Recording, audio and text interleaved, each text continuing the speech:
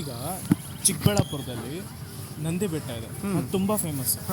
ಅದೇ ಥರ ತುಮಕೂರಲ್ಲಿ ದೇವರಾಯನ ದುರ್ಗ, ಆಮೇಲೆ ಶಿವಗಂಗೆ ಎಲ್ಲ ಇದೆ, ಅದು ತುಂಬ ಫೇಮಸ್. ನಮ್ಮ ದೊಡ್ಡಬಳ್ಳಾಪುರದಲ್ಲಿ ಏನೂ ಇದೆ.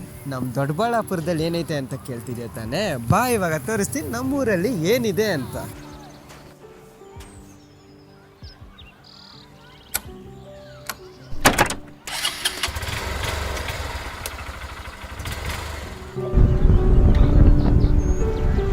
ಈಗ ನೋಡ್ತಿರೋ ದೇವಸ್ಥಾನ ಇದೆ ಅಲ್ವಾ, ಇದು 100-200 ವರ್ಷ ಹಳೆಯ ದೇವಸ್ಥಾನ ಅಲ್ಲ, ಇದು 500 ವರ್ಷಕ್ಕೂ ಹೆಚ್ಚು ಹಳೆಯ ದೇವಸ್ಥಾನ.